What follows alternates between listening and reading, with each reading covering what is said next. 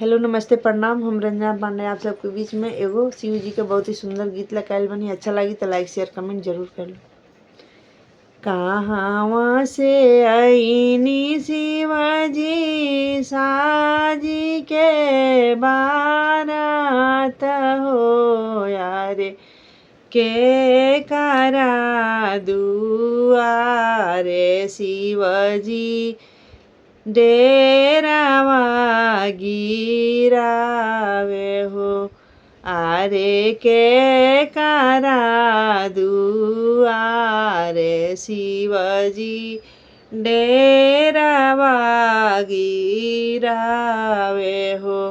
काशी से आईनी शिवजी साजी के रात हो यारे रीखे के दुआरे शिवजी डेरावा गिरावे हो आरे रीखे के दुआरे शिवजी डेरावा गिरावे हो।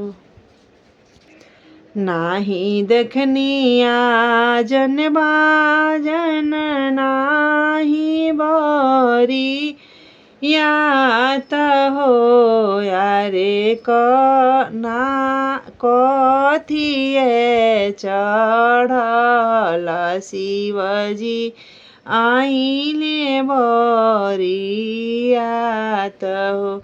नाही देखनिया जन बाजन नाही बरी यात हो यारे कथिए चढ़ल शिवजी आइले बरियात हो।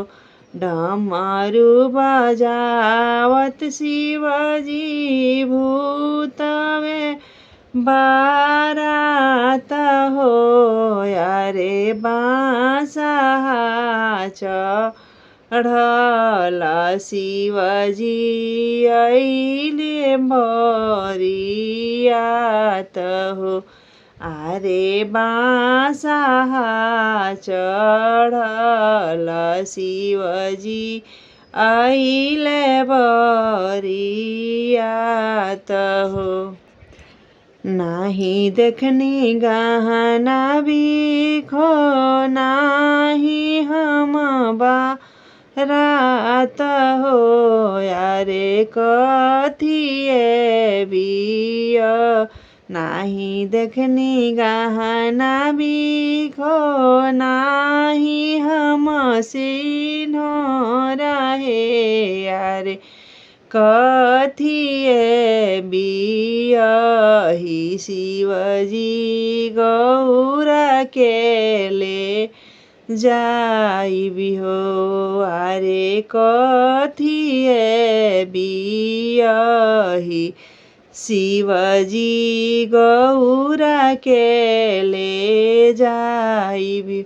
सपवे गोजरवे हउए गहना बिखैया हो यारे भस्म लगाई हम गौरा के बियाहबी हो आरे भस्म लगाई हम गौरा के बियाहबी।